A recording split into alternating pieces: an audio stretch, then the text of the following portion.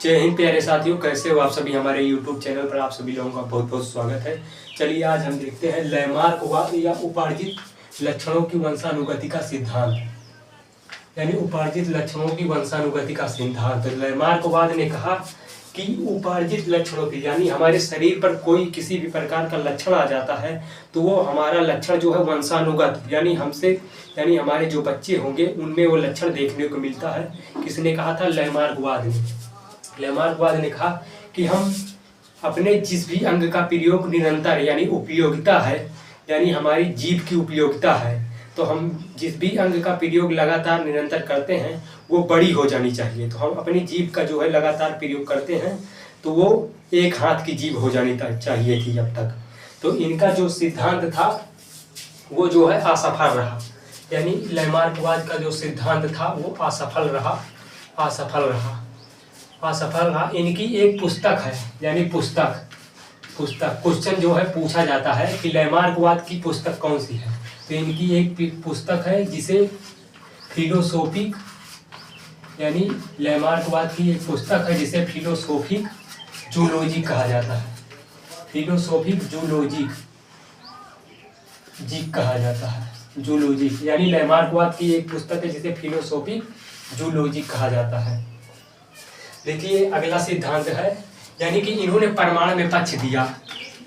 परमाणु में पक्ष इन्होंने कहा कि जो जिराफ है, यानी जो जिराफ अपनी गर्दन जो है ऊंची करके, यानी पेड़ की पत्तियां खाते थे तो उनकी जो गर्दन है वो लंबी हो गई।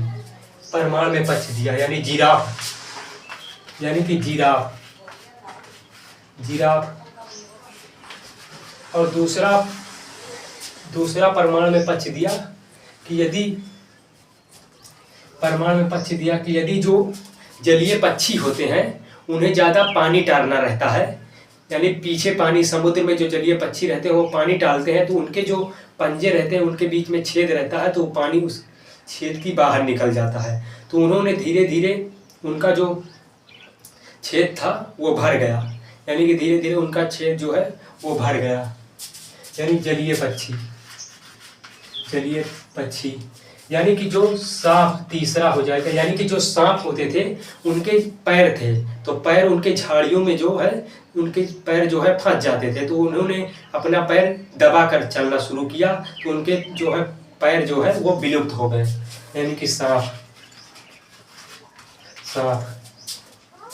देखिए अगला सिद्धांत जनन द्रव्य की निरंतरता का सिद्धांत है, यानी जनन द्रव्य की निरंतरता का सिद्धांत।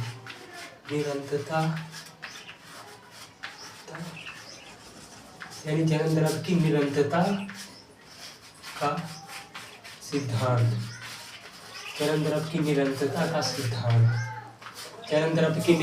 का सिद्धांत, यानी कि बीजमैन, यानी जनन द्रव्य की निरंतरता का सिद्धांत किसने दिया? बीजमैन नामक वैज्ञानिक ने। जन्म द्रव्य की निरंतरता का सिद्धांत बीजमैन नामक वैज्ञानिक ने दिया।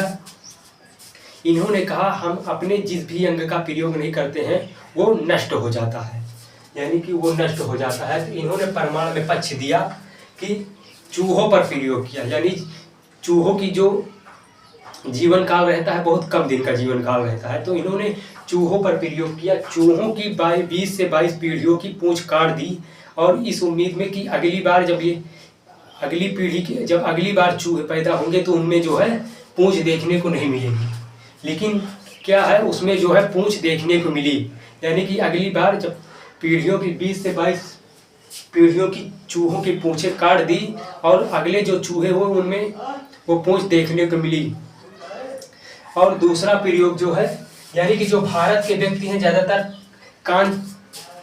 लगभग कान छेदाए रहते हैं। भारत के व्यक्ति में प्रावधान है, यानी कि भारत के व्यक्ति जो है वो कान छेदाते हैं। तो क्या अगली पीढ़ी में जो व्यक्ति होंगे, यानी कि जो व्यक्ति पैदा होंगे, क्या उनका कान छेदाया रहेगा? तो नहीं।